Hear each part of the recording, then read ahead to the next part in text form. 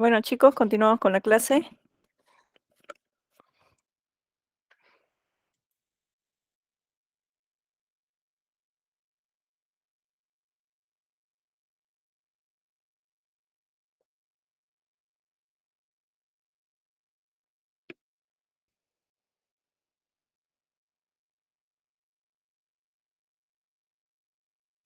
Ahí está. Entonces, no se olviden que cuando nosotros hablamos acerca de velocidad relativa, siempre tenemos respecto a uno, ¿no? Entonces, ahí tenemos la velocidad relativa, es la diferencia, pero estamos considerando velocidad. Por ejemplo, acá yo tengo la velocidad de A respecto a B, sería la velocidad de A menos la velocidad de B. En este caso, la velocidad de A es más 29 y la velocidad de B es más 23. Consideramos los signos, porque si hubiéramos, por ejemplo, hubiéramos tenido este caso, que acá se está A se mueve con 2 metros por segundo y B se mueve con 3 metros por segundo. Entonces yo te pregunto, ¿cuál es la velocidad relativa de A respecto a B? Hubiera sido la velocidad de A menos la velocidad de B. Entonces, la velocidad de A es más 2. La velocidad de B es, como se está moviendo a la izquierda, es menos 3. Y menos da más. Voy a tener 2 más 3, eso es 5.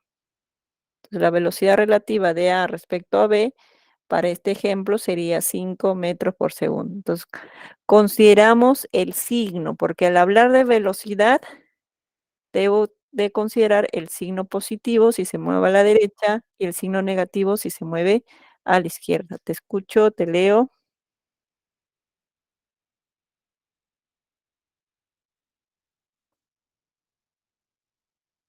Sí, muy bien, ya está.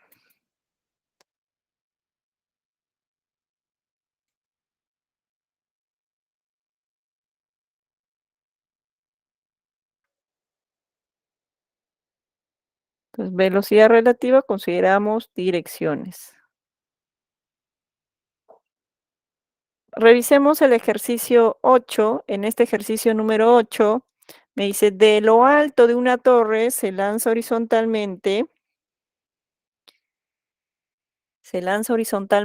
un proyectil con una rapidez de 30 metros por segundo. Entonces me dice, determine la mínima altura de la torre si el proyectil logra alcanzar una rapidez de 5 metros por segundo. Entonces, veamos, a ver, hay que plantearlo para este ejercicio.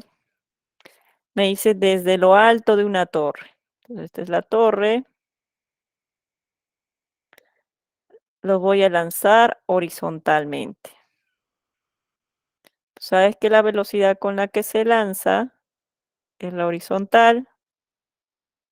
Horizontalmente, determine la mínima altura de la torre, me piden hallar la altura de la torre, si el proyectil logra alcanzar una rapidez. Este proyectil va a bajar, bajar, cae, va cayendo y logra alcanzar, me dice, una rapidez de 50 metros por segundo.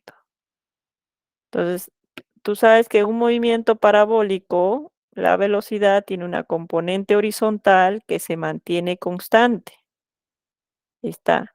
La única que varía es la componente vertical. Entonces, te puedes dar cuenta, por Pitágoras, te puedes dar cuenta cuánto vale esta componente y. ¿Cuánto vale esta componente y? ¿Cuánto vale la componente y? 40, ¿no? 40, ¿sí? 40, porque tienes 30, 40, 50. El ángulo de 53 y 37 grados. Entonces, si la componente y es 40, es porque tarda 4 segundos. ¿Por qué 4 segundos? Porque recuerda que la componente inicial en la vertical es 0. Por cada segundo, a medida que cae, la rapidez va aumentando. Entonces, En el eje Y, en cada segundo, la velocidad va aumentando de 10 en 10. Para que su velocidad final sea 40 y la inicial sea 0, es porque ha pasado 4 segundos. Ya podemos hallar, entonces ya tengo, la altura es igual, velocidad inicial más final, entre 2 por el tiempo. Y de esta forma ya tengo la altura. La altura es componente, estamos en el eje Y, componente vertical. Inicial es 0, final es 40, entre 2, el tiempo es 4. Y esta altura sale igual a 80 metros. ¿Alguna pregunta para este ejercicio? Para este ejercicio número 8, ¿hay preguntas, chicos? ¿Ninguna? Muy bien.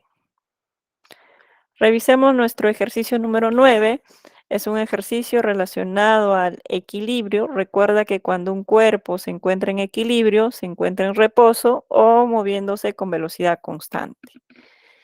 Entonces acá tengo este bloquecito de 2 kilogramos y acá tienes 3 cuerdas, ¿no? Por acá tengo una tensión 1, una tensión 2 y por acá una tensión 3.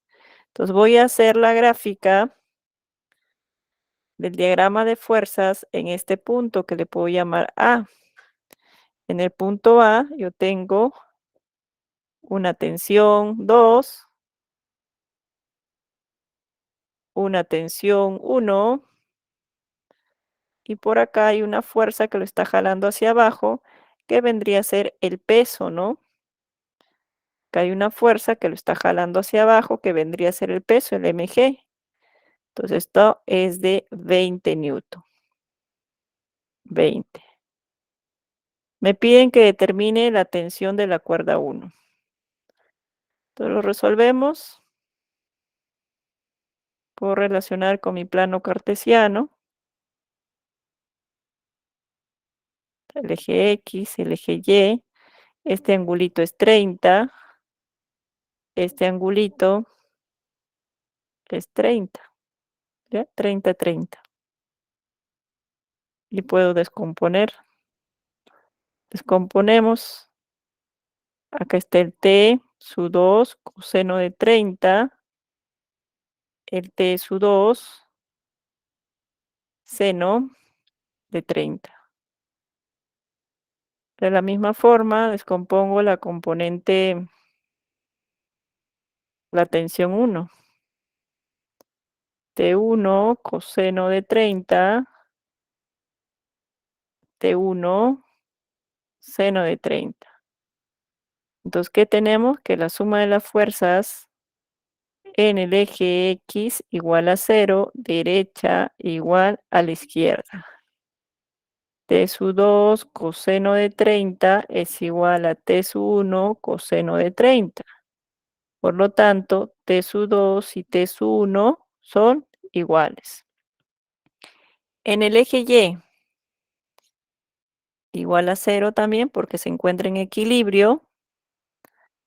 La fuerza que apunta arriba, T sub 1 seno de 30 más T sub 2 seno de 30 igual a 20. Como T sub 1 y T sub 2 son iguales, esto lo puedo poner como 2 veces T sub 1 seno de 30. Reemplazamos, recuerda que el seno de 30 es 1/2. Y ya tengo el valor de T sub 1. ¿Cuánto es? 20. 20 newton. Entonces, no te olvides que cuando un cuerpo se encuentra en equilibrio,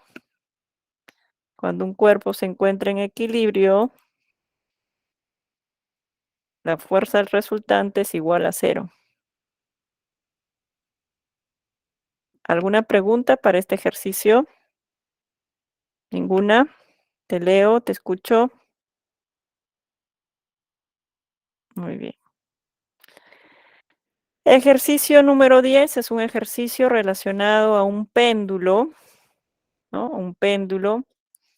Y me dice que el péndulo, veamos acá la solución para este ejercicio número 10.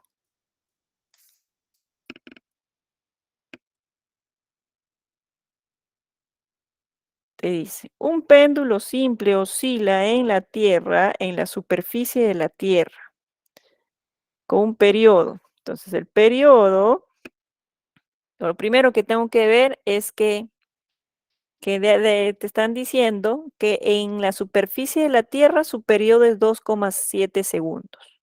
Me piden que determine el periodo de oscilación de un péndulo, o sea, del mismo péndulo, a cierta distancia sobre la superficie de la Tierra, en donde la aceleración de la gravedad disminuye en 19%. Entonces, ¿qué es lo que nosotros hacemos? Entonces,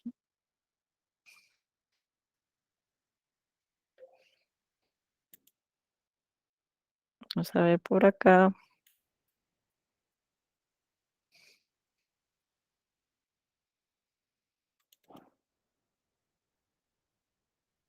¿A qué semana es esa? Circuitos, ¿no?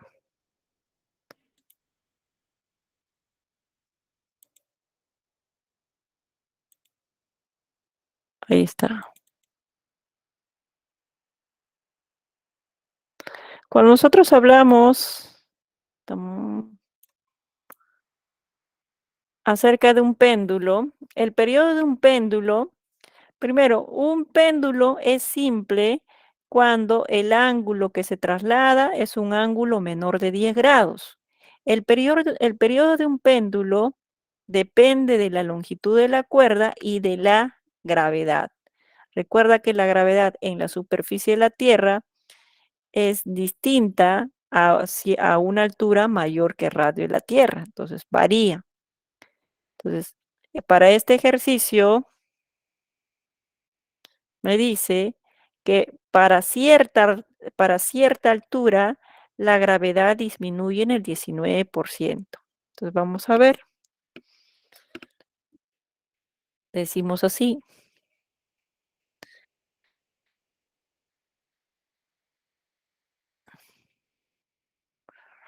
El periodo en la superficie de la Tierra es 2,7 segundos. Recuerda que el periodo de un péndulo depende de la longitud de la cuerda del péndulo y de la gravedad, ¿no? Entonces, si tú quieres determinar el periodo para una altura h, ¿qué es lo que necesitas? Necesitas la gravedad a una altura h. Como dato, te decía que la gravedad a una altura h, ¿cuánto será? Te dice, la aceleración de la gravedad disminuye en el 19%. Entonces será, ¿cuánto será? Si la gravedad lo considero como el 100%, ¿cuánto será? Será el 81% de la gravedad de la superficie de la Tierra. Entonces, recuerda que en la superficie de la Tierra tiene un valor.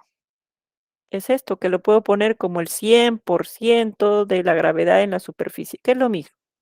Entonces, si disminuye en el 19%, entonces será 81, ¿no? O acá lo ponemos si quieren, ahí está.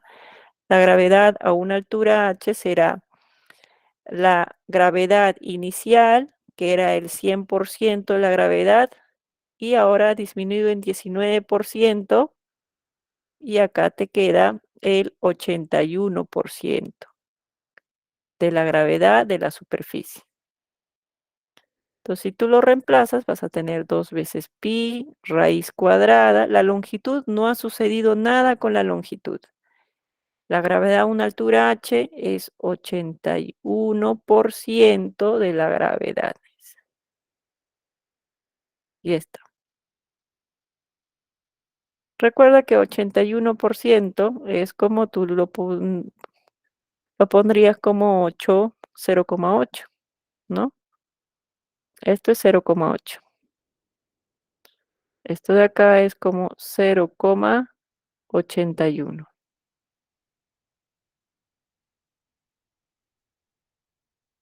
Y acá le pongo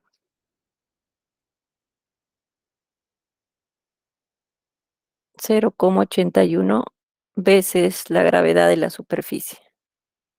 Pero sabemos que el periodo en la superficie será 2 veces pi, raíz cuadrada, la longitud, la gravedad en la superficie. Y todo esto es 2,7. Entonces podemos despejar y decir, le saco la raíz cuadrada, acá voy a tener 1/0,9 por todo este término, que es 2 veces pi, raíz cuadrada de L sobre la gravedad en la superficie. Todo, es, todo este término del corchete es la gravedad en la superficie. Entonces, el periodo es igual a 1/0,9 y el periodo en la superficie es 2,7. ¿Cuánto es? Esto es igual a 3 segundos. Entonces, el periodo a una altura, a cierta altura donde la gravedad ha disminuido en el 19% será de 3 segundos.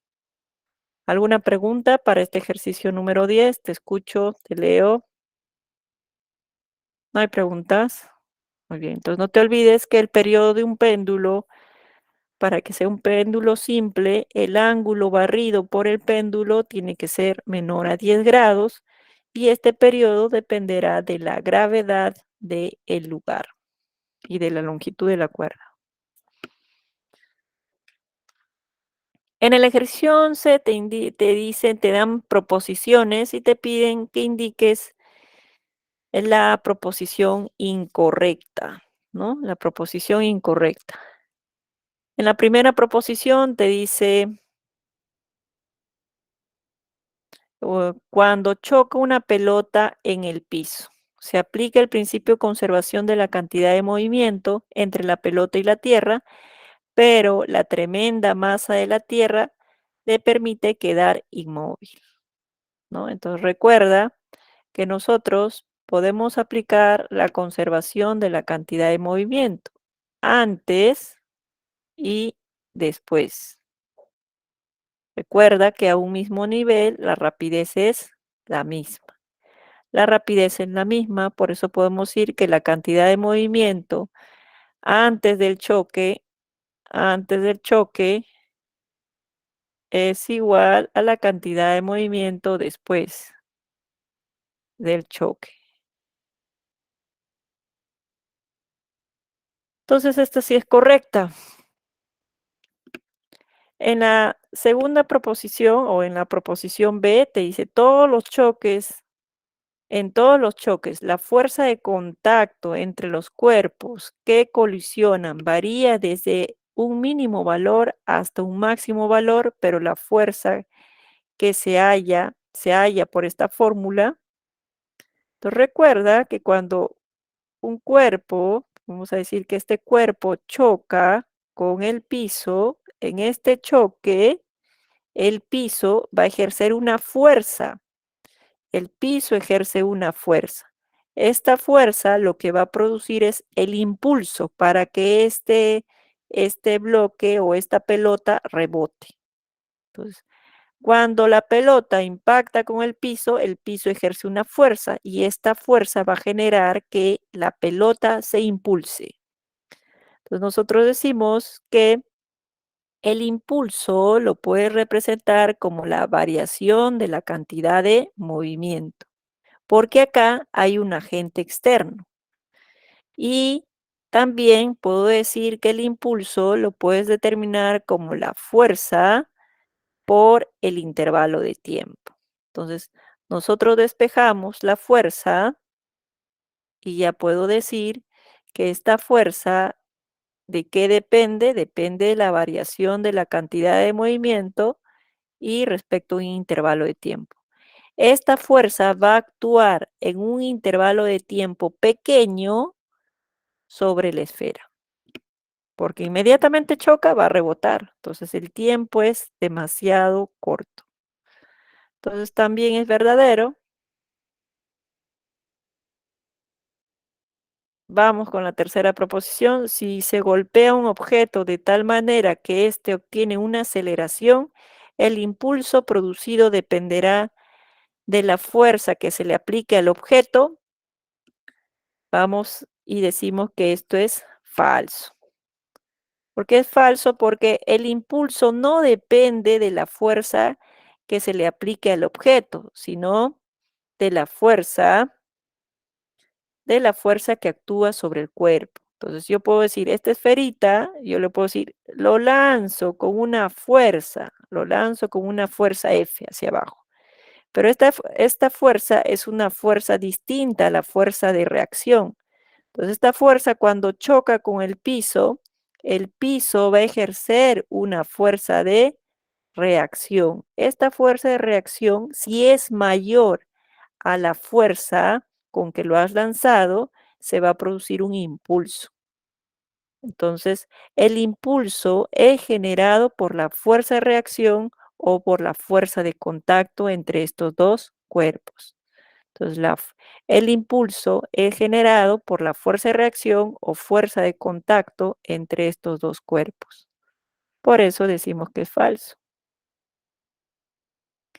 En la proposición D me hablan acerca de dos choques frontales. Entonces vamos a decir, para dos objetos con un choque frontal, quedan con velocidades finales igual a cero. Para que dos objetos en un choque frontal queden con velocidades igual a cero, entonces me dice así,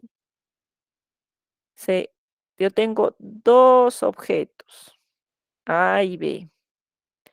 Para que estos dos objetos, A y B, queden después del choque con una velocidad cero, entonces, con una velocidad cero, ¿qué es lo que tiene que suceder? Me dice así. Es necesario que la cantidad de movimiento inicial sea igual en módulos, tengan la misma cantidad de movimiento. O sea, te están diciendo que acá la cantidad de movimiento inicial de A va a ser igual a la cantidad de movimiento inicial de B, pero como tú puedes ver, uno es positivo, el otro es negativo, pero en módulo son iguales. De tal forma que tú vas a decir la cantidad de movimiento inicial es igual a la cantidad de movimiento final. Y eso se cumple, porque cantidad de movimiento inicial será inicial de A más inicial de B. Esto te va a salir igual a cero. Esto es cero. Y si la cantidad de movimiento inicial es cero, la cantidad de movimiento al final también va a ser cero. Y para que eso ocurra, estos dos cuerpos van a terminar con velocidad cero. Por eso es verdadero. En la proposición E me dice también, hablamos acerca de que si la cantidad de movimiento inicial se conserva, si la cantidad de movimiento se conserva y se trata, ¿no? Podemos indicar que podría, podría también conservarse su cantidad de movimiento, pero en este caso también podría darse el caso de que la energía cinética del sistema aumente, ¿ya? Entonces te dice, en una explosión de una granada, la cantidad de movimiento total se mantiene igual, se mantiene igual a cero. Entonces, la cantidad de movimiento se va a mantener igual a cero. Entonces, acá,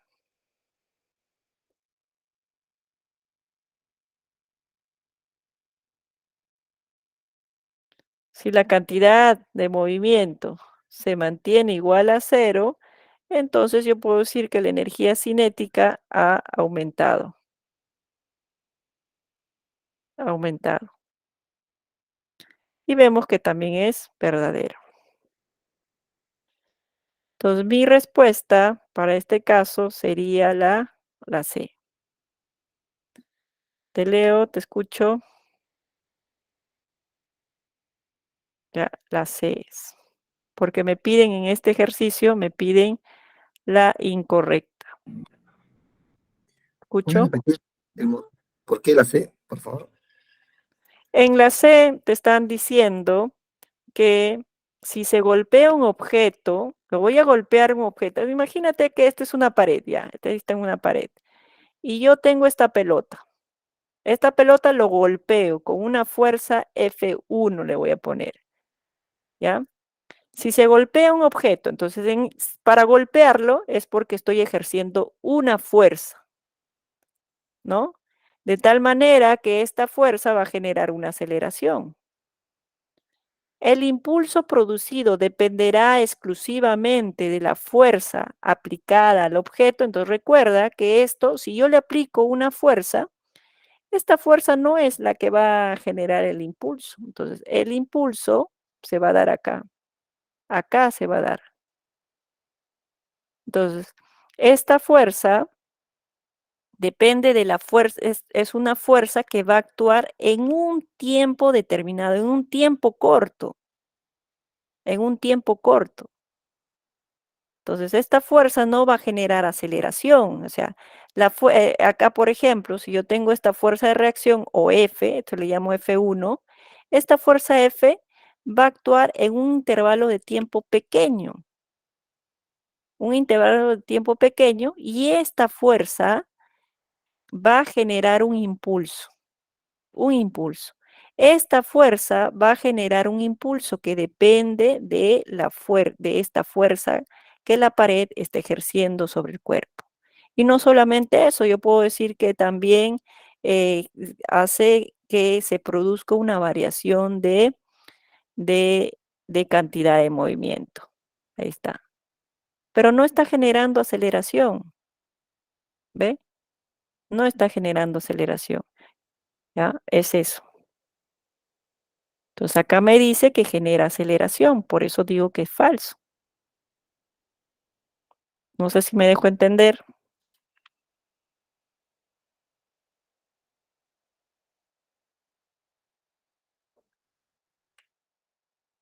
¿No los escuchó?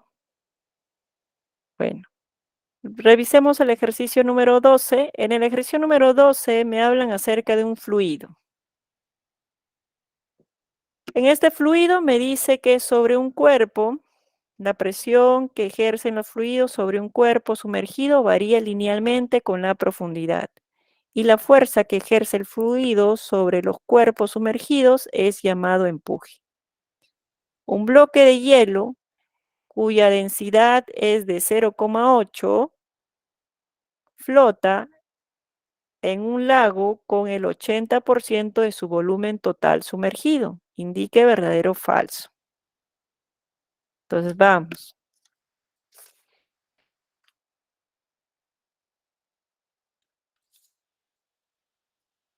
Entonces me piden que indique verdadero o falso las siguientes proposiciones. El peso del bloque de hielo es menor al empuje que ejerce el lago en magnitud.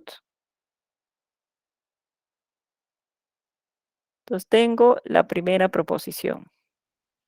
Entonces tengo este bloque de hielo. Por dato, me está diciendo que flota. Cuando flota es que se encuentra en equilibrio. O sea, no sube ni baja, flota. Entonces, si hablamos de que flota y está en equilibrio, tengo que dibujar todas las fuerzas que le afectan a este bloque de hielo.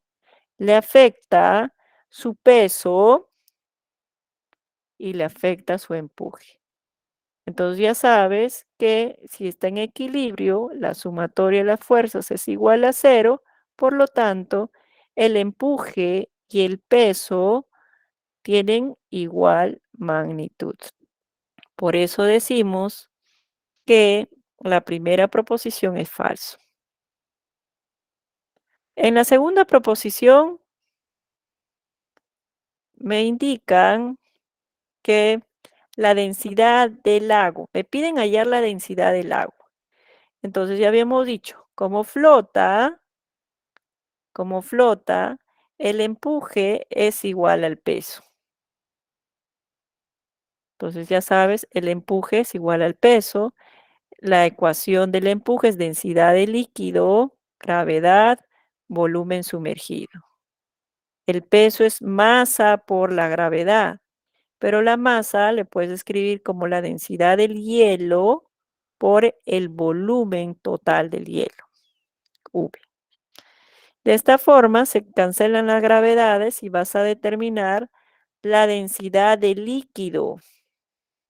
Va a ser igual a el volumen total, ¿no? Sobre el volumen sumergido multiplicado por la densidad del hielo.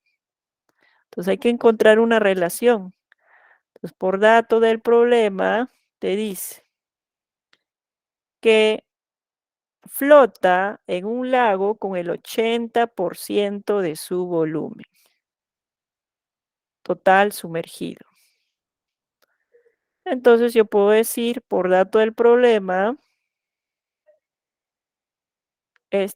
yo puedo decir que todo va a ser V y esto le puedo poner 80% de V.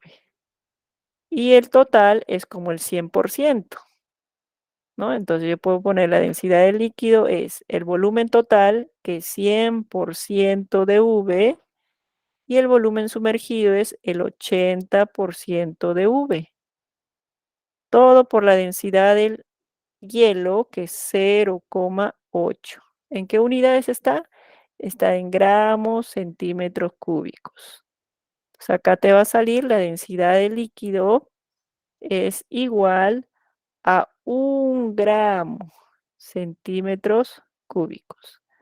Ya tienes la densidad, 1 gramo sobre centímetros cúbicos. Tú quieres pasarle a kilogramos, entonces si quieres pasarle a kilogramos, le multiplicas por 10 al cubo. Y eso es igual a 10 al cubo kilogramos metros cúbicos. Y esa es la densidad del líquido. ¿Ya? Entonces vemos que la segunda proposición es verdadera. La tercera proposición, en la tercera proposición, me dice, si la masa del bloque de hielo se incrementa, entonces aumenta el porcentaje del volumen de hielo sumergido. Entonces tú dices, si aumenta la masa, entonces aumentará el peso. Y si aumenta el peso es porque se hunde, pues, ¿no? Se hunde. Entonces se hunde. En este caso se va a hundir. Se hunde,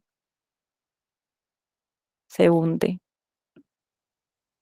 Entonces ahí ya no puedo decir que el peso va a ser igual al empuje, porque si este bloquecito empieza a hundirse, acá voy a tener el peso,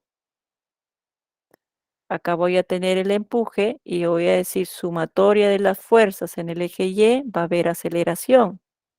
Entonces el peso va a ser igual al empuje. Y si está hundido, el empuje se va a mantener constante, porque ya va a estar totalmente sumergido, ¿no? Entonces acá yo puedo decir que va a haber una aceleración y el peso menos el empuje es igual a la masa por la aceleración. Entonces, si se hunde, ya el volumen sumergido va a ser constante, porque va a ser,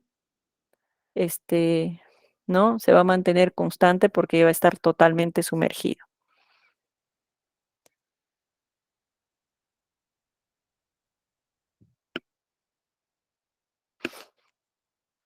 Hasta ahí, ¿alguna pregunta, chicos? ¿Hay alguna pregunta? Te escucho, te leo. Leonardo.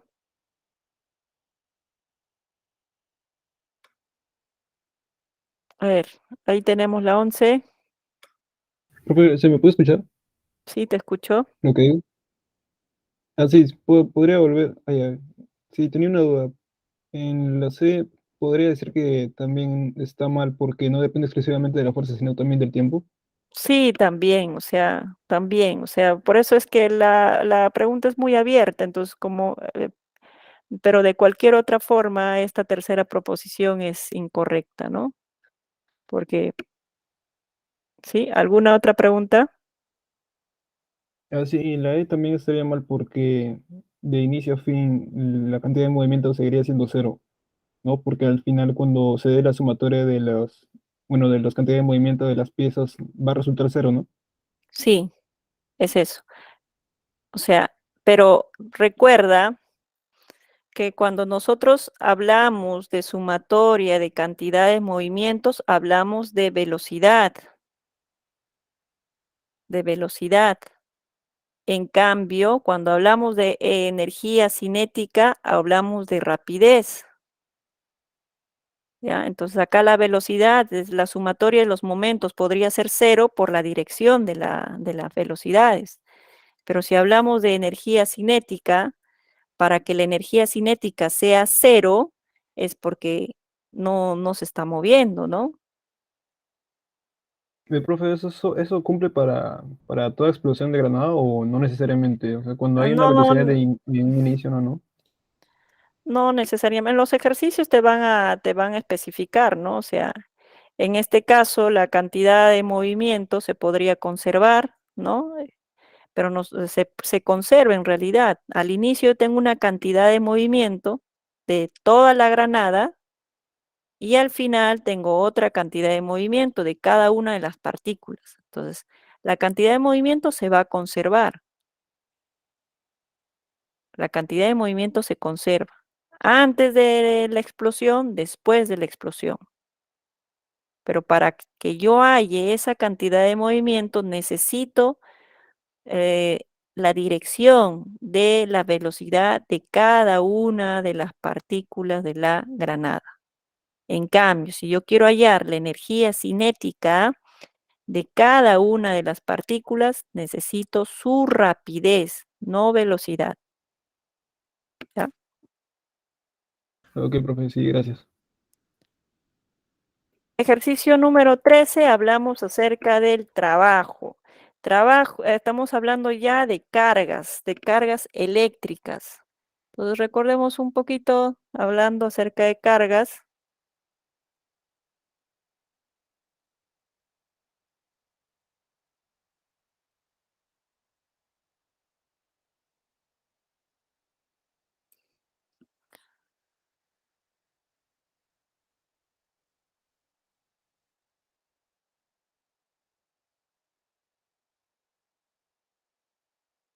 Recuerda que cuando nosotros calculemos el potencial,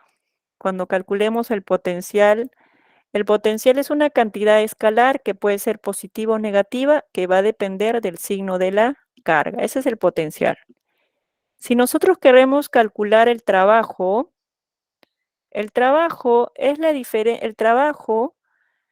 para trasladar una carga depende de la carga que se traslada, depende del signo de la carga y también depende de la variación de potencial. Recuerda que si yo traslado una carga de un punto a otro, en cada uno de estos puntos tiene un potencial. Entonces, sobre una carga van a actuar dos fuerzas. Una fuerza eléctrica, que es la fuerza que ejerce el campo, y un agente externo para que esta carga se traslade lentamente o con velocidad constante. Si yo quiero calcular el trabajo que ejerce un agente externo para trasladar, vamos a ver, este es el trabajo del agente externo para trasladar la carga de A hacia B. El punto final es B, entonces potencial final menos potencial inicial. Si yo quiero calcular el trabajo que ejerce el campo o la fuerza eléctrica, esta diferencia de potencial va a ser potencial final menos potencial inicial, dicen así, ¿no? Y se antepone un signo menos. Pero en realidad es así. Yo tengo, vamos a decir, un campo. El trabajo es igual a la carga por la variación del potencial. Esto es. Entonces yo tengo dos fuerzas. Voy a trasladar la carga de A hacia B, pero producido por el agente externo. ¿Ya? Agente externo. Necesito la carga y será acá en este caso potencial final en B menos potencial inicial en A. Entonces, imaginemos, acá tengo esta carga, al final, al inicio se encuentra en A y al final se va a encontrar en B. Entonces la carga, el agente externo, está ejerciendo una fuerza para trasladar, entonces la fuerza del agente externo lo está trasladando de A hacia B. Potencial final menos potencial inicial. Si yo quiero calcular el trabajo del campo, es lo mismo del campo, sino que te va a salir con signo cambiado, por esta razón, porque acá es potencial de A menos potencial de B. Eso es para el campo. Entonces tú puedes decir que el trabajo que ejerce el agente externo y el trabajo del campo es lo mismo, lo único que se diferencia es en el signo. El trabajo del agente externo es igual al trabajo del campo, pero le anteponemos un signo menos. Ya está. Entonces, dicho eso, nosotros podemos revisar nuestro ejercicio.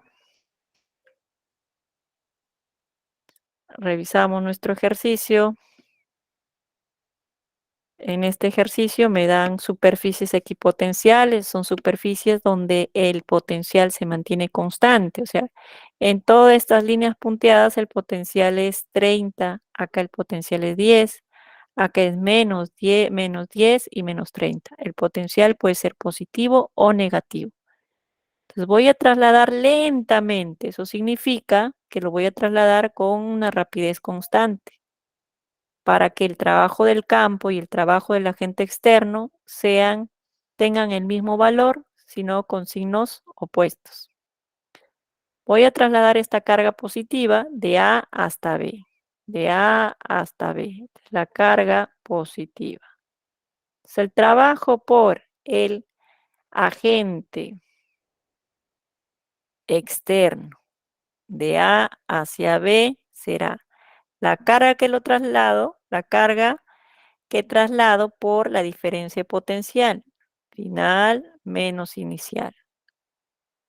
Entonces necesito el potencial en A y en B. El potencial en A del gráfico,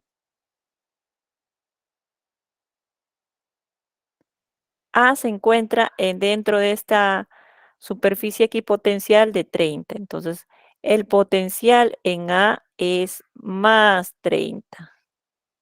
Mientras que el potencial en B es menos 10. Entonces ya puedo hallar este trabajo. El trabajo, la carga que lo traslado es más 2 micro. Potencial de B menos 10 menos el potencial de A que es 30. Entonces ya tenemos 2 por 10 a la menos 6. Acá te va a salir menos 40. Menos 40 y ya tenemos el trabajo. Este trabajo es menos 80 por 10 a la menos 6. El trabajo es menos 80 microjoules. Esa es la respuesta. Entonces no te olvides, como el trabajo es una cantidad escalar, tengo que tener en cuenta el signo de la carga. Esta carga puede ser positiva como negativa. Esta diferencia de potencial puede ser positiva o negativa. Tengo que tener en cuenta el signo en cada uno de ellos porque se trata de cantidades escalares. ¿Alguna pregunta hasta ahí? Hemos hallado el trabajo del agente externo. Yo te pregunto, ¿y cuál será el trabajo del campo? El trabajo del campo será será positiva, 80 microjoules. Es el mismo, simplemente el signo cambia. ¿Alguna pregunta? Te escucho, te leo.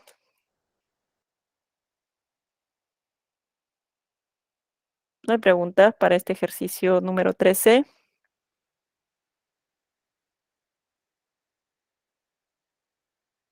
Muy bien.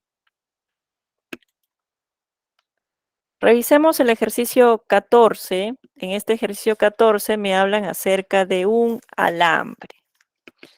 Entonces me dice, un alambre de cobre tiene una resistencia de 18 ohmios y se le estira hasta su longitud.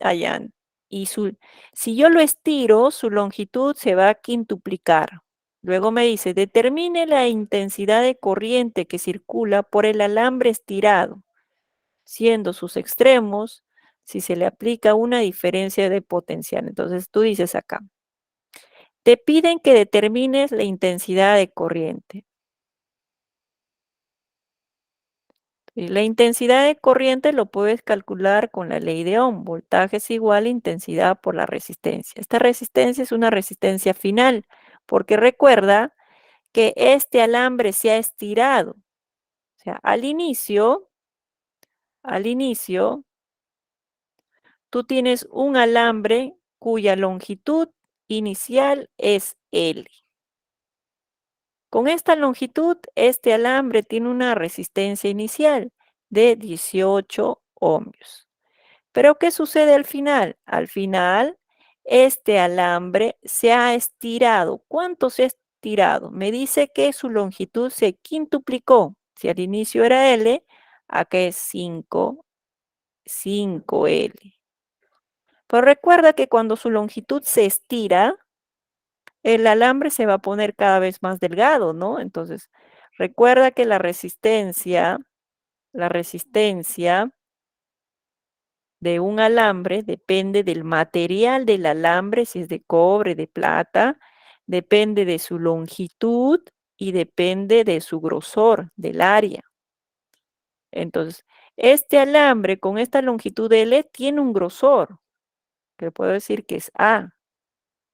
Lo voy a poner A. A. A. Pero si se estiró, su longitud ya, su grosor ya no va a ser el mismo. Entonces tú te fijas, pues, ¿en qué relación está la longitud con el área?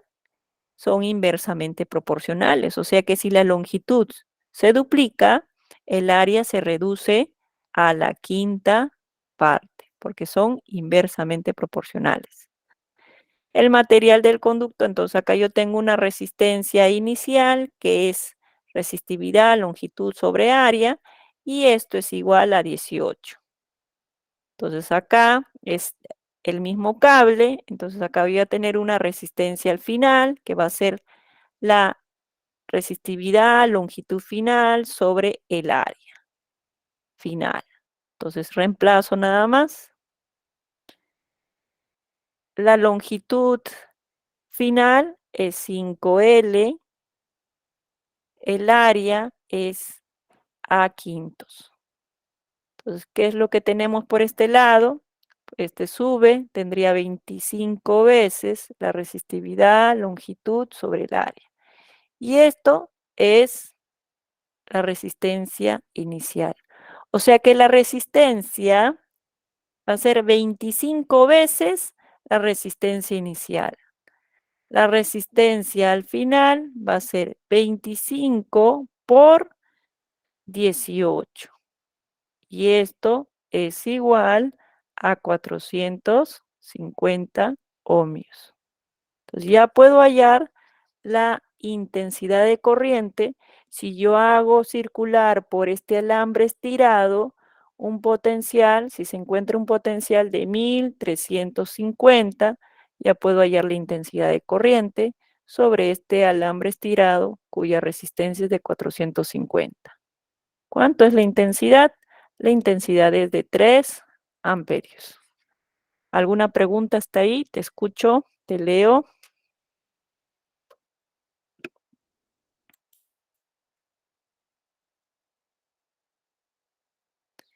¿Alguna pregunta, chicos, para este ejercicio 14? ¿No hay preguntas? Ahí está. Ejercicio 12 me dicen, ¿no?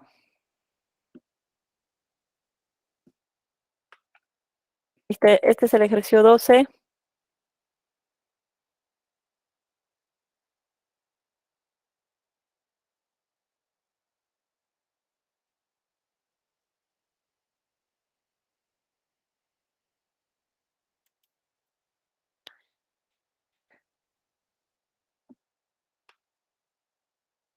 Está.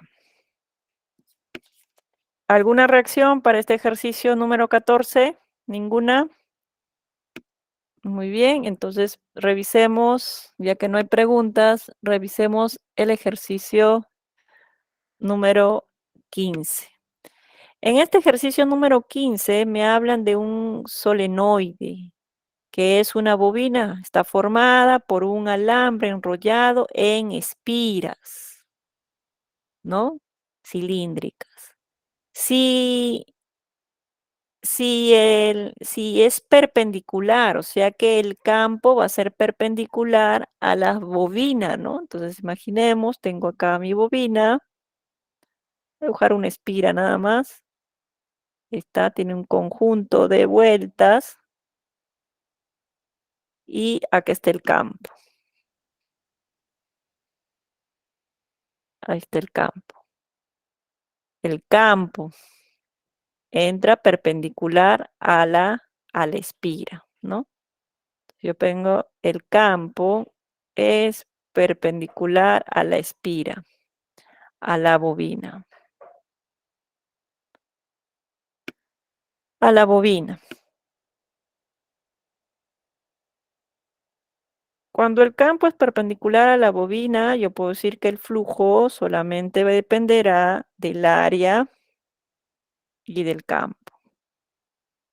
Entonces, ¿qué más? A ver, luego me dice que el campo varía de acuerdo a esta ecuación, o sea que el campo es variable. Si el campo es variable, entonces el flujo es variable. Si el flujo es variable, ¿qué es lo que va a generar? Va a generar una FEN inducida. Entonces recuerda que la FEN inducida, vamos a borrar por acá, para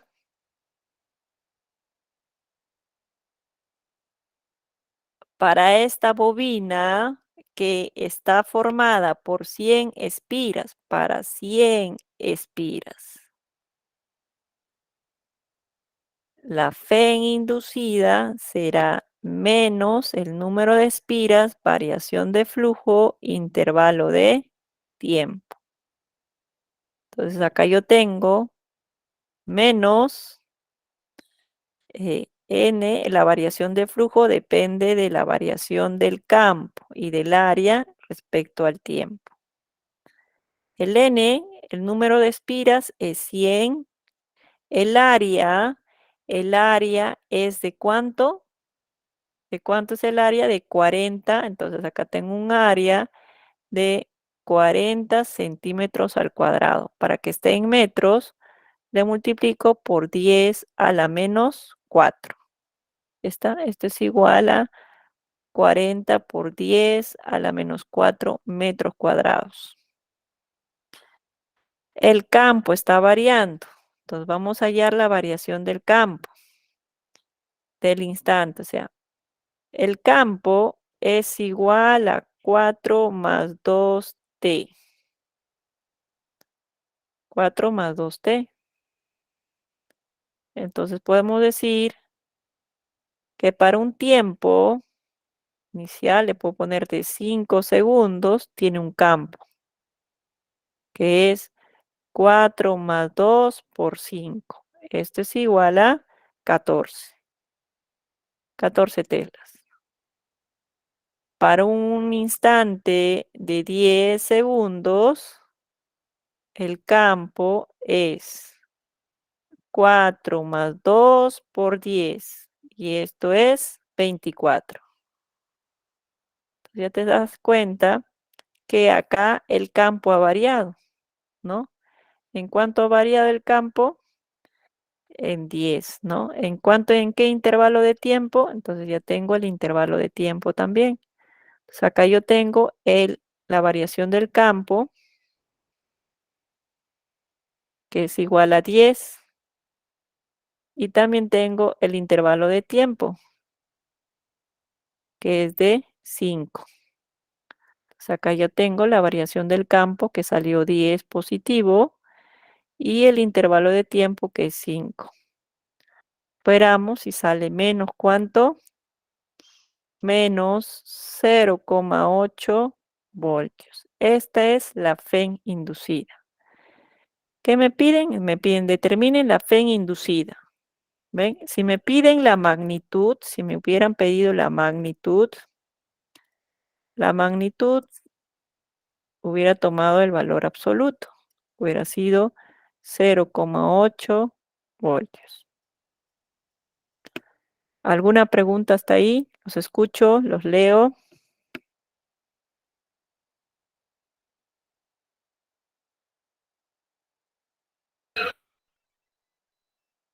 ¿No hay preguntas para este ejercicio número 15?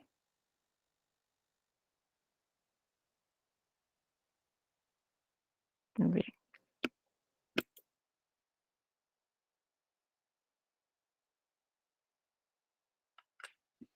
En el ejercicio número 16 me dan una varilla.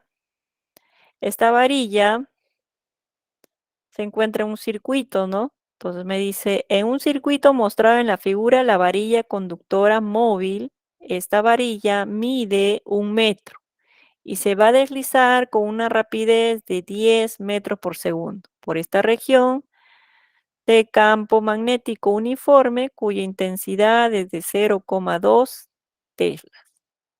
Hay el sentido de la corriente y la potencia disipada. Entonces, quiero hallar el sentido de la corriente.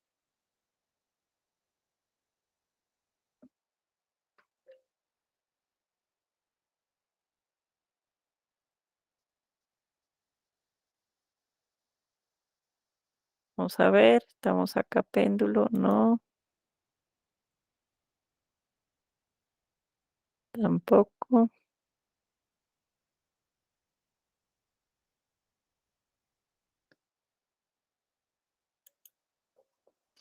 Vamos a recordar.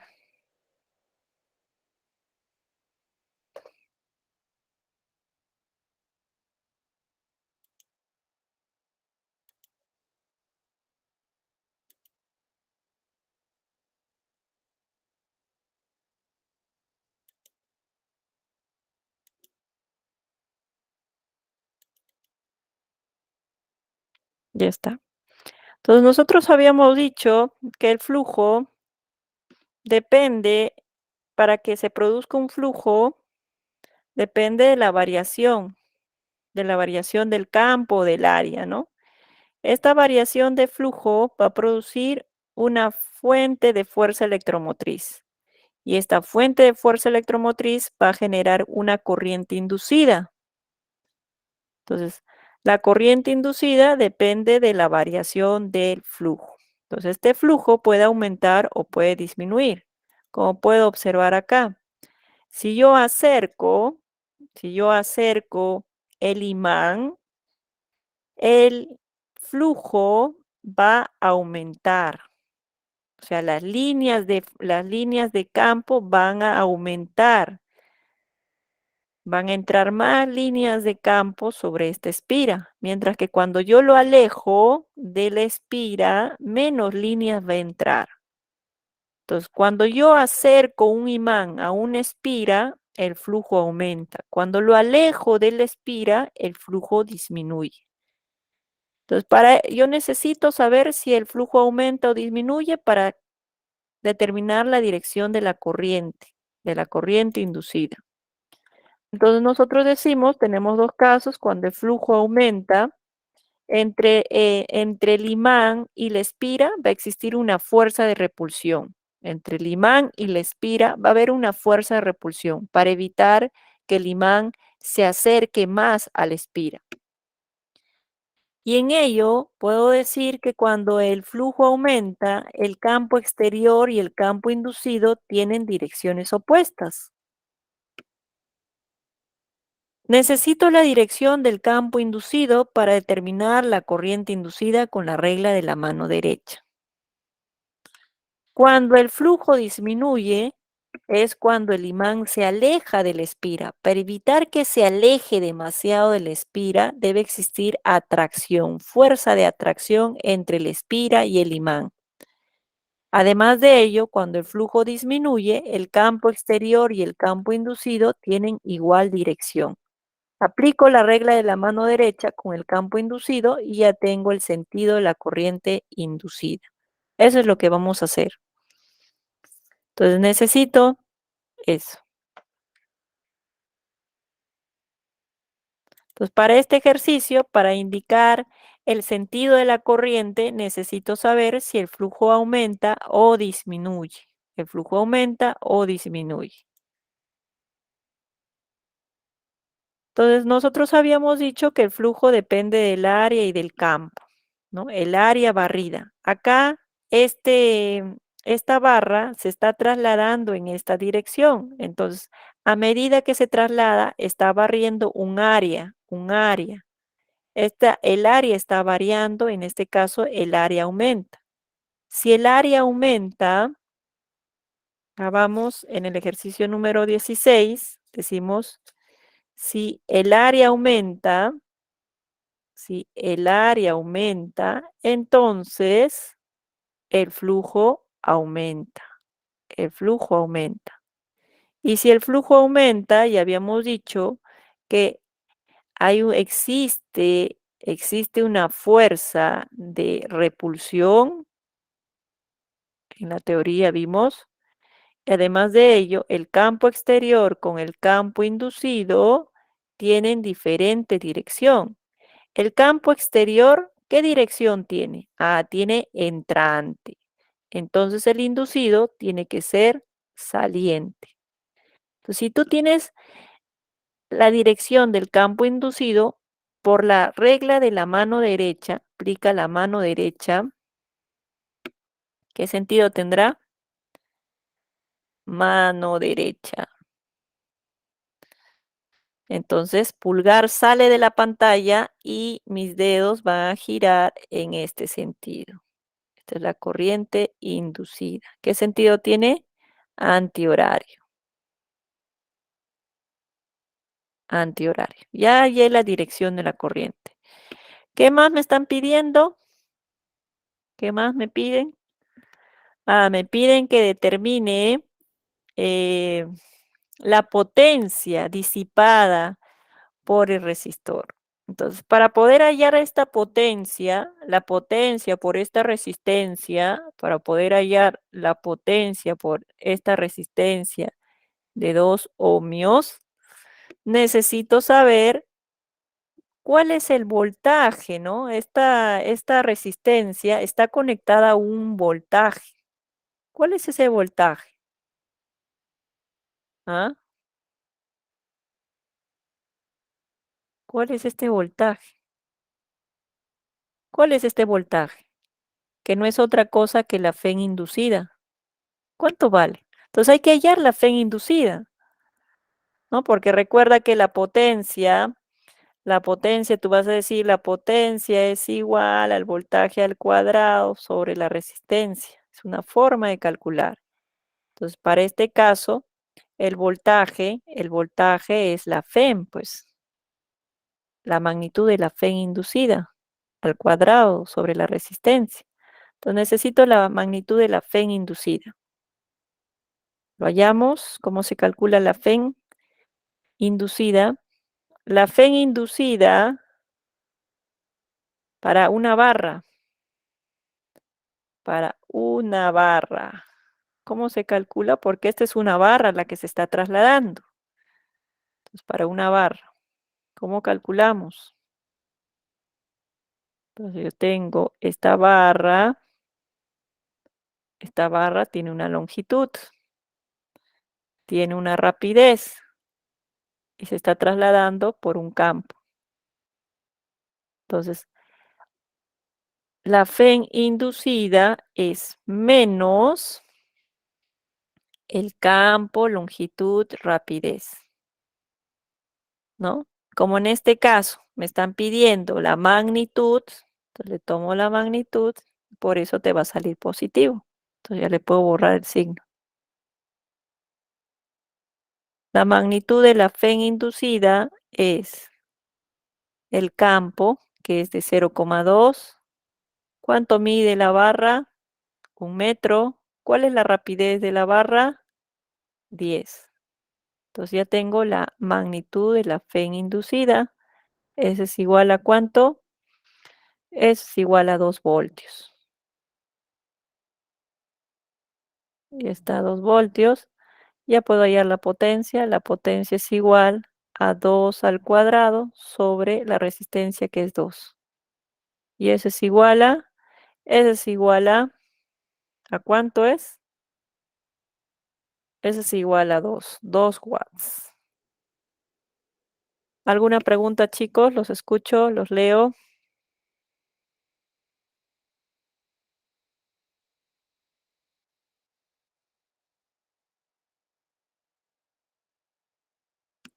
¿Hay alguna reacción para este ejercicio número 16? ¿Ninguna?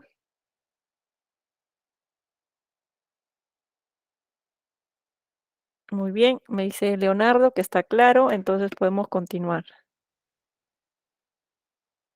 En el ejercicio número 17 me hablan acerca del sonido. Entonces revisemos, en este caso, el sonido rápidamente. El sonido.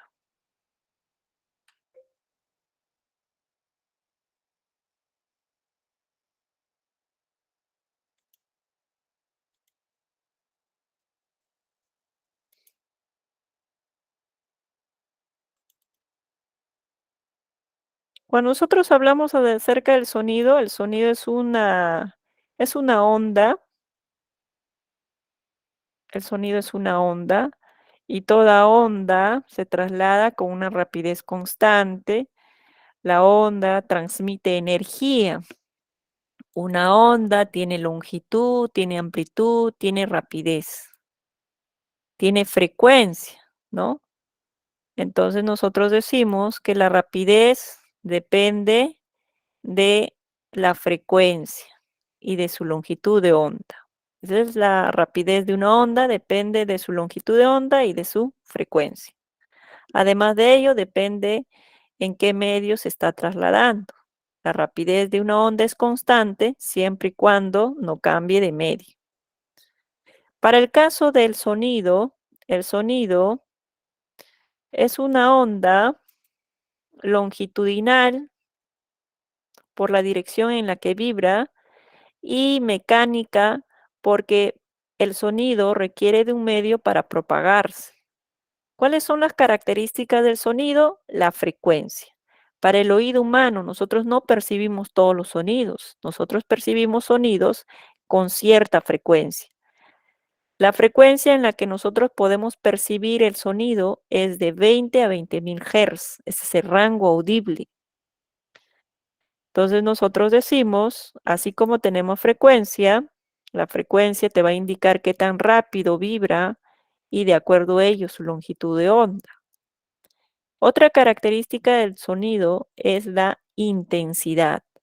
La intensidad del sonido depende de la potencia de la fuente, si es un parlante o 2 o 3 parlantes, y depende del área barrida. En este caso, yo puedo decir que la intensidad, el área, no es otra cosa que 4pi radio al cuadrado, ¿no? Entonces depende de la distancia de la que nos encontramos de la fuente, ¿no? Ahí está. Entonces la intensidad depende de la potencia de la fuente y depende de R, que es la distancia de la fuente hacia donde nosotros nos encontramos. Otra característica del sonido es su nivel de intensidad. El nivel de intensidad se mide en decibeles y depende de la intensidad respecto a la intensidad umbral. La intensidad umbral es de 10 a la menos 12. Con esta intensidad umbral no se percibe sonido. Cuando no se percibe sonido es porque la intensidad es umbral y vale 10 a la menos 12. Y para ello también hay que recordarnos algunas propiedades básicas de logaritmo. Entonces, dicho eso, podemos resolver nuestro ejercicio número 17. Entonces empezamos con este ejercicio número 17. En este ejercicio número 17 me dice, una persona se sitúa a 10 metros de distancia de una campanita. Entonces yo puedo dibujar en forma general. Tengo por este lado mi fuente, que es la fuente, la campana. El sonido se propaga en todas las direcciones. Y decimos que a 10 metros se encuentra una persona. A 10 metros se encuentra una persona. Ahí está. A esta distancia de 10 metros se encuentra una persona. Y esta persona me dice que el nivel de intensidad que percibe es de 60 decibeles. Te dice, ¿cuál es la potencia? ¿Cuál es la potencia en miliwatts que se emite? Entonces, la potencia, recuerda que depende de la fuente. Esta fuente tiene una potencia. La potencia es constante, no depende de la distancia, sino de la fuente. También me están pidiendo a qué distancia en metros deberá situarse la persona para percibir un nivel de 40 decibeles. Recuerda que a medida que se aleja, la intensidad disminuye. Acá tiene una intensidad 1 y acá, cuando la persona se encuentra a esta distancia, le puedo llamar distancia 2, su nivel de intensidad será igual a 40 decibeles. Y la intensidad será otra, pues, ¿no? Conforme que se aleja, la intensidad y el nivel de intensidad disminuye. Eso es lo que vamos a hacer. ¿Mm? Eso es lo que hacemos.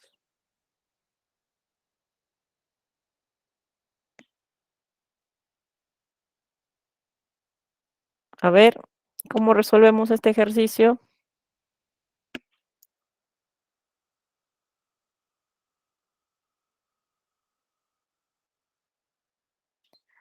A ver, para una distancia 1 tengo un nivel de intensidad, para una distancia 2 tengo otro nivel de intensidad. Entonces yo digo, la potencia también es constante. Tú sabes que la potencia, la intensidad, vamos a hallar una relación de las intensidades. Intensidad 1 es a la intensidad 2. ¿Cómo? Intensidad 1 es potencia sobre 4 veces pi, distancia 1 al cuadrado. Y la intensidad 2 es potencia sobre 4 veces pi, distancia 2 al cuadrado. ¿Qué es lo que vas a tener acá? Se van las potencias, se van los 4pi y vas a tener una relación de la distancia 2 y la distancia 1 al cuadrado, ¿no? Entonces tú puedes hallar una relación de las intensidades respecto a las distancias. Eso lo puedo hallar. Bueno, también tengo acá tengo la intensidad 1 es a la intensidad 2 como distancia 2, distancia 1 al cuadrado. Esto lo pueden hallar. Entonces, conociendo las distancias, tú puedes hallar las intensidades. Entonces, necesito. Ahora, ¿qué más? Puedo hallar también la variación, ¿no? la diferencia de los niveles de intensidad. Nivel de intensidad 1 menos nivel de intensidad 2 es igual. ¿Cómo se calcula el nivel de intensidad? 10 veces logaritmo intensidad 1 sobre el umbral. Menos 10 veces logaritmo intensidad 2 sobre umbral. ¿Y eso a qué va a ser igual? Tú sabes que la diferencia de logaritmos lo puedes escribir como el cociente, ¿no? Entonces acá tú vas a tener intensidad 1 sobre el umbral y acá intensidad 2 sobre el umbral. Entonces, ¿qué es lo que vas a tener acá? Vas a tener 10 veces logaritmo de la intensidad 1 sobre la intensidad 2. Entonces, la diferencia de la diferencia de los niveles de intensidad lo puedes escribir como 10 veces logaritmo de la intensidad 1 respecto a la intensidad 2. Pero como tú ya sabes que intensidad 1 sobre intensidad 2 es d su 2 sobre d su 1 al cuadrado, entonces puedes encontrar una relación entre la diferencia de los niveles de intensidad como 20 veces el logaritmo de la distancia 2 sobre la distancia 1. ¿Ven? Esto tú lo tienes que saber. Entonces tú tienes ya en cuánto está variando. Entonces esta es la teoría. Estamos recordando la teoría. De la teoría tengo esta relación y esta relación. Entonces ya puedo hallar. O sea, tú dices 60 menos 40 va a ser igual a 20 veces y ya lo puedes hallar. Lo puedo poner. Nivel de intensidad 1 menos nivel de intensidad 2 va a ser igual a 20 veces logaritmo.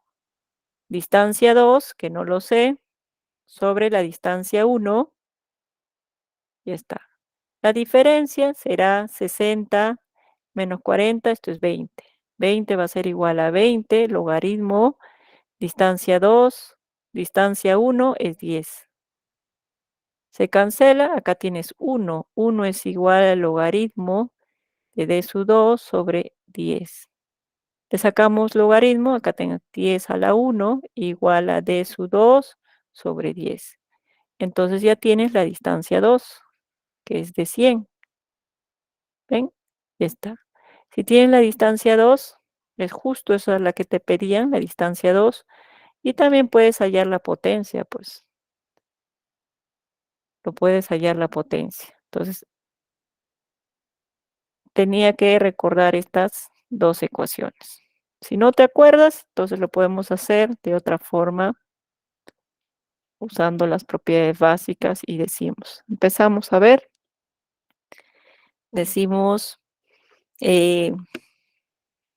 para una distancia de 10 metros, el nivel de intensidad, le voy a poner 1, es de 60 decibeles.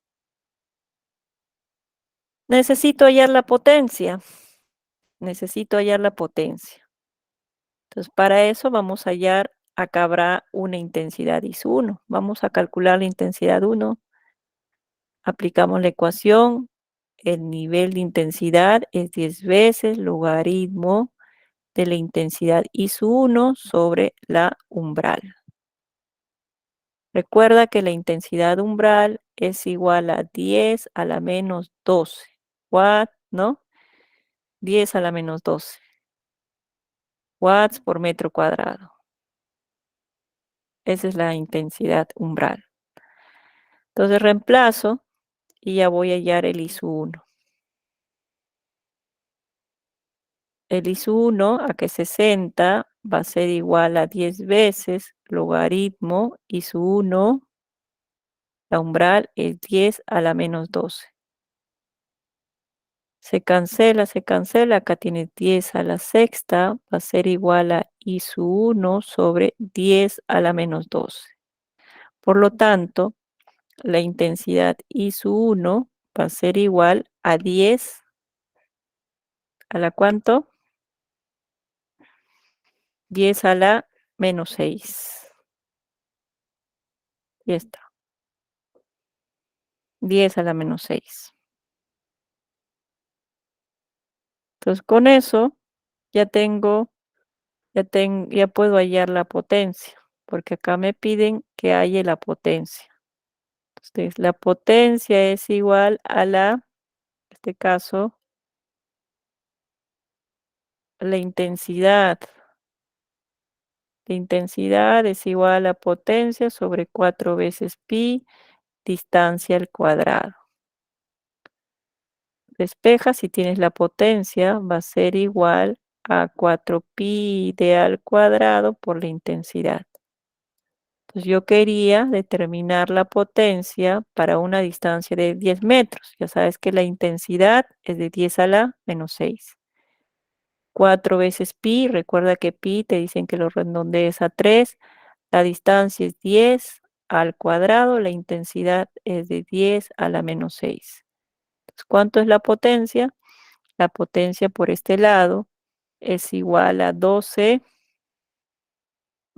por 10 a la menos 4 watts.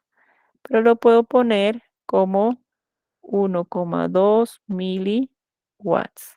Está. Eso es lo que me pedían. Lo otro que me pedían era a qué distancia, ¿no? Entonces me dice, ¿a qué distancia que tengo? El nivel de intensidad es de 40 decibeles. ¿A qué distancia?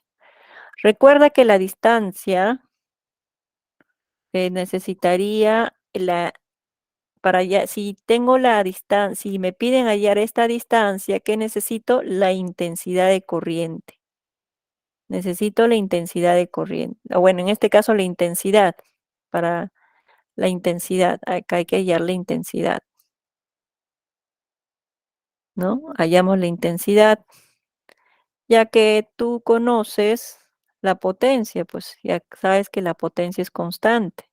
La potencia sigue siendo 12 por 10 a la menos 4. La potencia no depende de la distancia, es la misma fuente, entonces la potencia es la misma. Entonces, para poder hallar la distancia, necesito la intensidad. Acá aplicó. La intensidad es igual a la potencia sobre 4 veces pi, distancia al cuadrado, y despejo y ya tengo la distancia. Necesito la intensidad. Hay que hallar la intensidad. ¿Cómo hallo la intensidad? Con el nivel de intensidad. Nivel de intensidad, ahí está. Es igual a 10 veces logaritmo, acá hay otra intensidad y intensidad de umbral. Reemplazamos, por este lado es 40, es igual a 10 veces logaritmo, la nueva intensidad, la umbral es de 10 a la menos 12. Por este lado tengo 10 a la cuarta, va a ser igual a la intensidad 2 sobre la umbral, que es 10 a la menos 12, y ya tengo la intensidad 2. Esta intensidad 2 es igual a ¿cuánto? 10 a la menos 8 watts por metro cuadrado. Y ahí acá tengo, para una distancia tengo una intensidad. 10 a la menos 8 es igual a la potencia, que es de 12 por 10 a la menos 4, sobre 4 pi. Recuerda que pi lo estamos redondeando a 3 y acá tengo la distancia al cuadrado. Tenemos la distancia al cuadrado. ¿Cuánto va a ser? Esta distancia al cuadrado es 10 a la cuarta y ya tengo que esta distancia es de 100 metros. A 100 metros su nivel de intensidad es de 40 decibeles. ¿Alguna pregunta hasta ahí? Te escucho, te leo.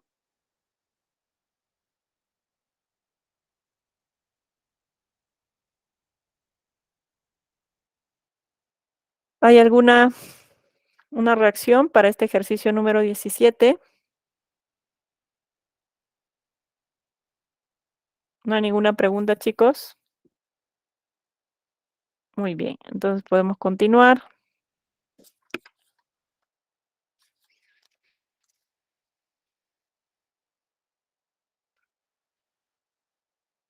En el ejercicio número 18 me hablan acerca de un material fotográfico suele contener bromuro de plata, que se incrementa con fotones de energía superior a 1,7 por 10 a la menos 19 joules. Determine la máxima longitud de onda de los fotones que se emiten para imprimir la fotografía. Entonces me piden que determine la máxima longitud de onda. Entonces tú dices, la longitud de onda, ¿en qué relación está con la energía? Tú sabes que la energía lo puedes escribir como h por la frecuencia o lo puedes escribir como hc sobre su longitud de onda. Si la longitud de onda es máxima, es porque esta energía es mínima. Es mínima. Entonces, como me pedían que determine la longitud de onda máxima y la energía es mínima. ¿Ven? La energía es mínima. La frecuencia es máxima, la energía es máxima, ¿no? Ahí está. Lo único que me queda es reemplazar nada más. La longitud de onda máxima será igual a la constante de Planck sobre C sobre la energía mínima. La constante de Planck es de 6,663 por 10 a la menos 34 joules por segundo. La rapidez de la luz es de 3 por 10 a la 8 metros sobre segundo. La energía es de 1,7 por 10 a la menos 19 joules. Podemos simplificar joules con joules, segundos con segundos y todo va a salir en metros. ¿Cuánto sale? Por este lado sale 11,70 por 10 a la menos ¿cuánto? Menos 7 metros. Entonces la longitud de onda máxima lo podemos escribir como de esta forma. Por 10 a la menos 9. Y esto vendría a ser 1170 nanómetros. Esa sería la respuesta. ¿Hay alguna pregunta hasta ahí, chicos? Los escucho, los leo.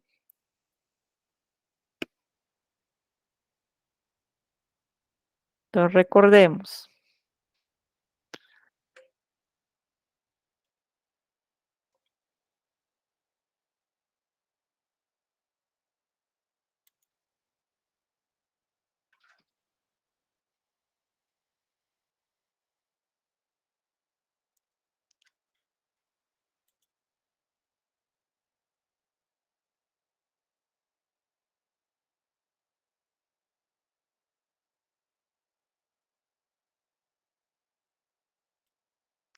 Cuando hablamos acerca de una radiación, la energía depende de la constante de Planck y de la frecuencia. Depende de la frecuencia. H es la constante de Planck.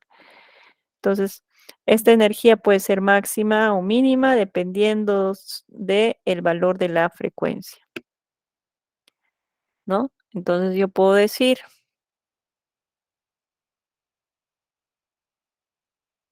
podemos escribir entonces, esta energía también lo podemos escribir en función de su longitud de onda.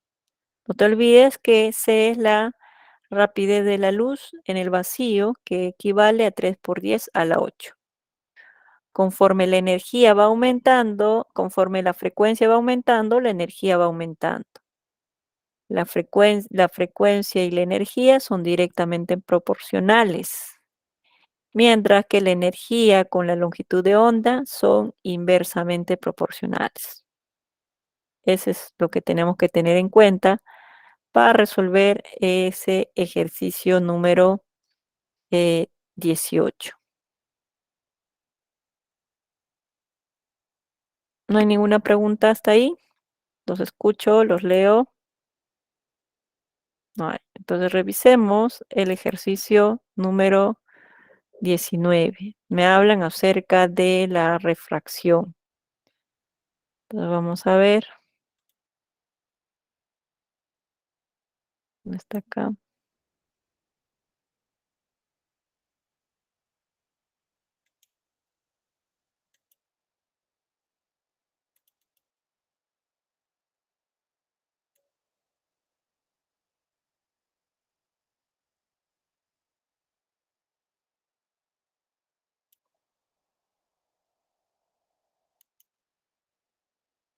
Mm,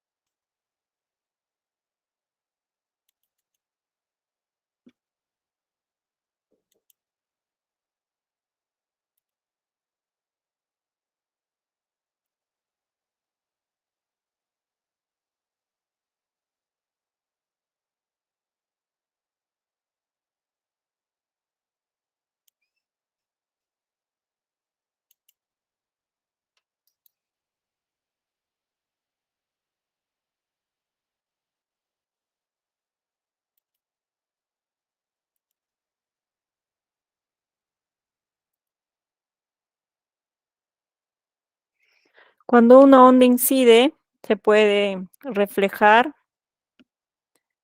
y sucede el fenómeno de reflexión. En este caso, el ángulo de incidencia y el ángulo reflejado tienen el mismo valor. Eso sucede cuando la onda no cambia de medio. Pero si la onda cambia de medio, se da el fenómeno de refracción. En este fenómeno de refracción podemos escribir la ecuación de Snell, donde puedo indicar que el índice de refracción del medio 1 multiplicado por el seno del ángulo de incidencia va a ser igual al índice de refracción del medio 2 multiplicado por el seno del ángulo refractado. Recuerda que los ángulos siempre están medidos respecto a la onda y a la normal.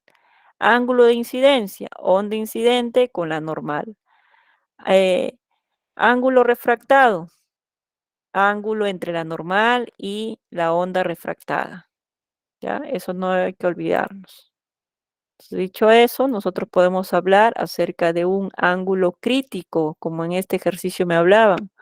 Un ángulo crítico, se produce un ángulo crítico cuando la refracción para un ángulo de refracción igual a 90. Entonces acá nosotros tenemos en esta segunda figura, se produce un ángulo crítico. Yo tengo un ángulo crítico cuando el ángulo de refracción es igual a 90. Entonces eso no te olvides. Para este ejercicio número 19 me piden, determine el ángulo crítico. Ahí está. Determine el ángulo crítico. ¿Eso qué significa? Si el ángulo es crítico, significa que el ángulo refractado, ¿no? Es igual a 90 grados. Eso no te olvides. Si tú tienes un ángulo crítico, el refractado es 90 grados. Entonces, ¿qué es lo que vamos a hacer para este ejercicio? Tengo acá un medio 1, este es el medio 1, y este es el medio 2. Este es el medio 1 y el medio 2. Aplicamos índice de refracción del medio 1, que en este caso es agua, multiplicado por el seno del ángulo de incidencia, es igual al índice 2 multiplicado por el seno del ángulo refractado. Entonces, eso es lo que vamos a aplicar. El índice de refracción en este caso del medio 1, estamos hablando del agua, seno del ángulo En este caso, este ángulo es el ángulo crítico, justo te piden hallar el ángulo crítico, va a ser igual al índice de refracción del medio 2, que en este caso es aire, ¿no? Multiplicado por el seno del ángulo refractado. El ángulo refractado es de 90 para obtener un ángulo crítico. El índice de refracción del agua es de 25 sobre 24. El seno del ángulo crítico, el índice de refracción del aire es 1, el seno de 90 es 1. Entonces, ¿qué tienes? El seno del ángulo crítico es 24 sobre 25. Entonces, ¿de qué ángulo su seno es 24 sobre 25? ¿Me dices? ¿De qué ángulo es? El ángulo es de 74 grados. ¿Alguna pregunta para este ejercicio número 19? Te escucho, te leo. Entonces, no te olvides que cada vez que te pidan hallar un ángulo crítico es porque el ángulo refractado tiene que... Un ángulo crítico produce un ángulo refractado de 90 grados. 90 grados. Hasta ahí, ¿alguna pregunta, chicos? Estamos con tiempo. ¿No hay preguntas? Muy bien. Entonces, el último ejercicio es acerca de lentes. Me hablan de una lente delgada convergente, lente convergente. Entonces, ¿qué sabemos acerca de las lentes? Entonces, hay que recordar un poquito de teoría.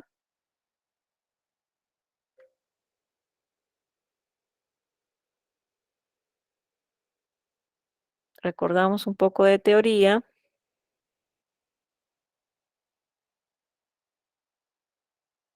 Hablamos acerca de espejos. Recuerda que en el caso de los espejos, siempre voy a tener un objeto y la imagen que va a proyectar. En el caso de los espejos planos, la distancia del objeto y la distancia de la imagen es la misma. Se encuentran a la misma distancia. Un objeto en un espejo plano va a producir una imagen del mismo tamaño. Entonces, lo que a nosotros nos interesa es recordar de los espejos esféricos. En el caso de los espejos esféricos tenemos de dos tipos, un espejo cóncavo y un espejo convexo. En los espejos esféricos, la distancia focal es la mitad del radio. La mitad del radio de radio del espejo esférico. ¿Qué es lo que nos interesa? ¿Qué es lo que nos interesa en el caso de los espejos? Lo que nos interesa es cómo podemos formar, ¿no? En el caso de los espejos esféricos, tengo el centro, el foco y el vértice. Distancia del centro al vértice se le llama radio, distancia del foco al vértice, distancia focal. Lo que a nosotros nos interesa es determinar la imagen que se forma en el espejo. Entonces, para determinar la imagen, tengo primero dos zonas. Recuerda que tengo una zona real y una zona virtual. En el caso de los espejos, el objeto siempre se encuentra en la zona real. Detrás del espejo se le llama zona virtual. Entonces decimos, el objeto siempre está en la zona real. La imagen puede estar en la zona real, puede estar en la zona virtual. ¿Ya? Para un espejo cóncavo, la imagen puede estar en la zona real o en la zona virtual, dependiendo a qué distancia se encuentre el objeto del espejo. Entonces acá yo tengo el centro, el foco y el vértice, ¿no? Este es el vértice. Este es el vértice. Para poder ubicar a la imagen tengo que trazar 3 rayos, por lo menos 3 rayos. ¿Cuáles son esos rayos? Nosotros decimos, puede ser un rayo paralelo al eje, Si es un rayo paralelo al eje, se proyecta, ¿no? Y se refleja pasando por el foco. El segundo rayo es un rayo que pasa por el foco. Si un rayo pasa por el foco, se refleja paralelo al eje del espejo. Y el tercer rayo voy a hacer que pase por el centro. El rayo pasa por el centro, se refleja en dirección opuesta. La intersección de los rayos reflejados te da la ubicación de la imagen. En este caso, la imagen resultó ser una imagen real, invertida, porque está al revés, y de menor tamaño, ¿no? Ahí está. Entonces, siempre nosotros trazamos por lo menos dos rayos, un rayo paralelo al eje y se proyecta pasando por el foco. El segundo rayo pasa por el foco y se refleja paralela al espejo. El tercer rayo pasa por el centro y se refleja en sentido opuesto. Eso no hay que olvidarnos. En el caso de los espejos cóncavos, la imagen puede estar en la zona real o en la zona virtual. ¿De qué va a depender? Va a depender de la posición del objeto. Por ejemplo, si el objeto se encuentra en el foco, su imagen va a ser infinito. Si el objeto se encuentra entre el foco y el vértice, su imagen va a ser virtual y de mayor tamaño. ¿Qué es eso? Entonces, en el caso de los espejos convexos solamente forman imágenes virtuales. Imágenes virtuales solo para los espejos convexos. Eso significa que es la zona virtual. Ahí está. El centro, el foco. Entonces, siempre la imagen va a estar en la zona virtual. Entonces, como es una imagen virtual, la imagen se forma por la intersección de los rayos, de la proyección de los rayos reflejados. Entonces, la imagen siempre es virtual. Lo que me importa es recordar la ecuación de para cualquier espejo. La ecuación de para cualquier espejo relaciona la inversa de las distancias.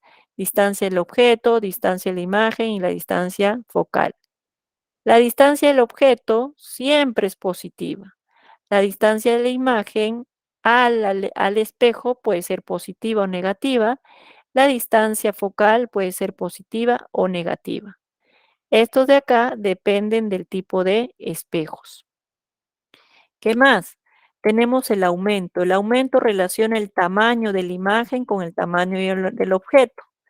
Pero también podemos relacionar el aumento respecto a la distancia de la imagen respecto a la distancia focal. Eso no hay que olvidarnos y eso se da por convenio de signos. La distancia focal puede ser positiva, puede ser negativa, dependiendo el tipo de espejo. La distancia del objeto siempre es positiva. La distancia de la imagen, como les dije, puede ser positiva o negativa, dependiendo si la imagen es real o virtual.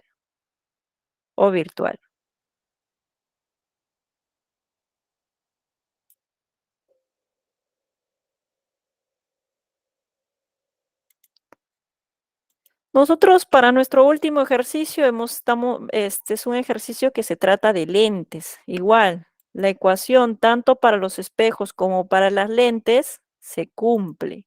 Lo único que no se cumple es que la distancia focal es la mitad del radio, porque en caso de lentes tenemos dos radios, porque una lente está formado por dos superficies esféricas, pero la relación es la misma. La regla de los signos es la misma. En este caso, para una lente convergente, la distancia focal es positiva, mientras que para una lente divergente es negativa. La distancia de la imagen puede ser positiva o negativa, dependiendo si es una imagen real o virtual. Eso es lo que vamos a aplicar para nuestro último ejercicio. Ahí está. En este ejercicio número 20 me están hablando acerca de una lente convergente. Lente convergente. De datos, me está dando una lente convergente, proyecta sobre una pantalla la imagen de una vela. con un aumento de 4 veces mayor. O sea, te están dando el aumento es 4 veces mayor, ¿no? O sea, te puede relacionar así, pero ya te están dando el aumento. El aumento es 4 veces mayor. A ver, ¿será correcto que lo coloque así? O sea, si me dicen. Luego te dice, si la vela y la pantalla se encuentran separados, o sea, la distancia de la vela a la pantalla. La distancia de la vela del objeto a la pantalla es de 10 centímetros. ¿Cuál es la distancia focal? A ver, ¿alguna observación hasta ahí? Los escucho, los leo para este último ejercicio. Sí, a ver, ¿qué me dice Leonardo? Sí, el aumento es 4. ¿Qué me dice Kiara? El aumento es 4. A ver si tiene su micrófono abierto. Sí, me dice Leonardo. Ya, muy bien. Entonces vamos a aplicar y decimos el aumento y me dicen la distancia focal. Nosotros sabemos, finalmente, aplico la ecuación y decimos la distancia del objeto más la inversa de la distancia de la imagen es igual a la inversa de la distancia focal. ¿Sí? ¿Estamos todos de acuerdo? Esta ecuación. Entonces, si yo ya conozco la distancia del objeto, es 1 sobre 10. Me faltaría la distancia de la imagen para poder hallar la distancia focal. ¿Cómo hallo la distancia de la imagen? ¿Alguno de ustedes me puede decir cómo hallo la distancia de la imagen? ¿Cómo hallamos la distancia de la imagen? Ah, con el aumento, ¿no? El aumento, muy bien. Entonces, ¿qué decimos? Sabemos que el aumento es menos la distancia de la imagen sobre la distancia del objeto. O sea que acá ya lo podemos hallar. El aumento es 4, esto es 10. Entonces yo tengo que la distancia de la imagen va a ser menos 40. ¿Todos de acuerdo? ¿Qué me dice por ahí? Vamos, ¿qué me dice Leonardo? ¿Estamos bien? Kiara, la distancia de la imagen es menos 40. Muy bien.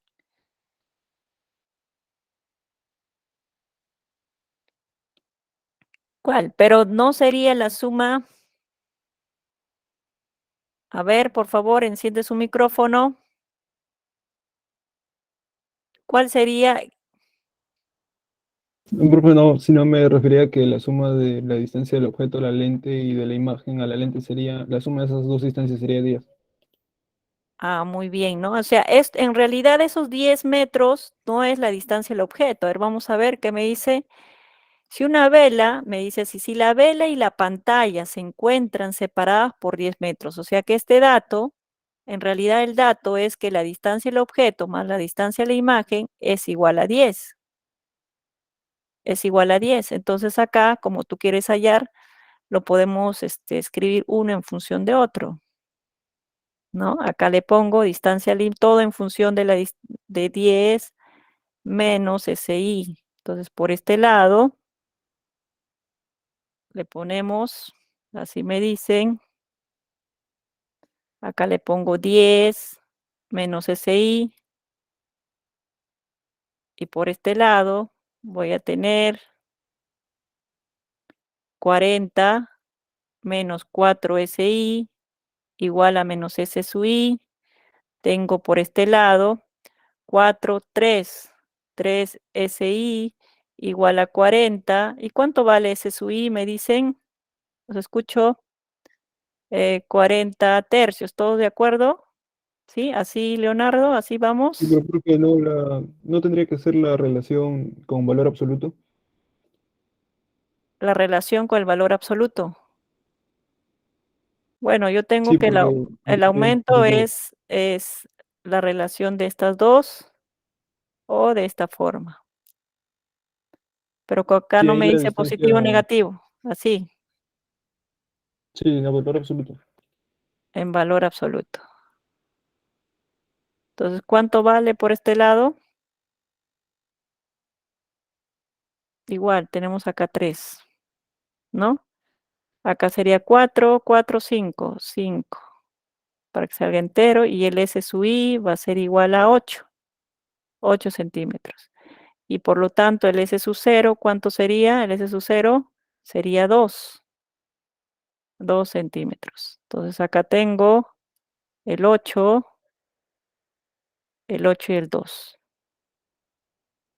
Acá tengo el 2 y el 8. ¿Cuánto vale por este lado? Tengo acá por 4, 4, tengo 5, 5 octavos. Así, ¿cuánto sale?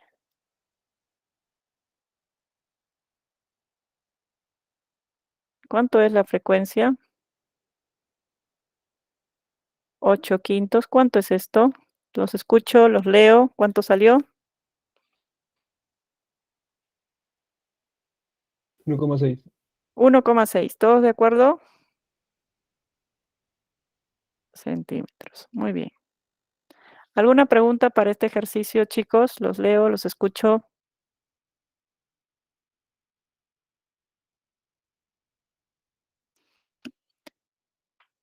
¿No hay preguntas?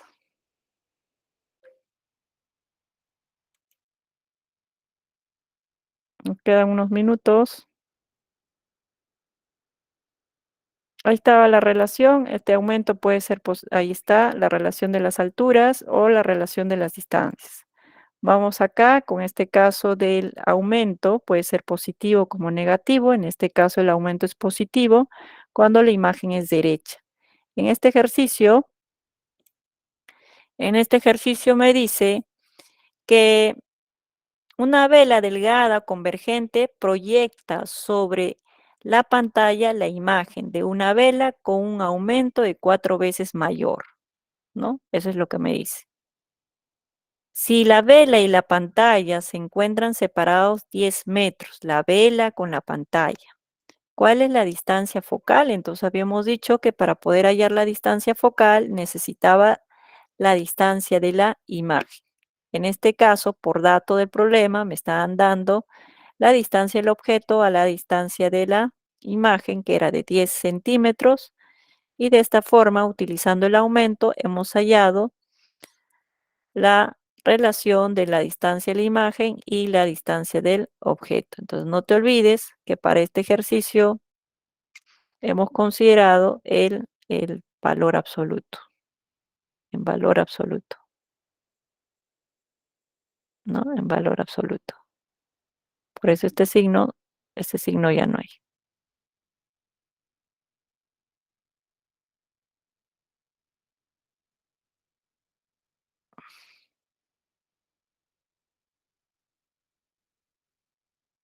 ¿Alguna pregunta hasta ahí, chicos? Los leo, los escucho.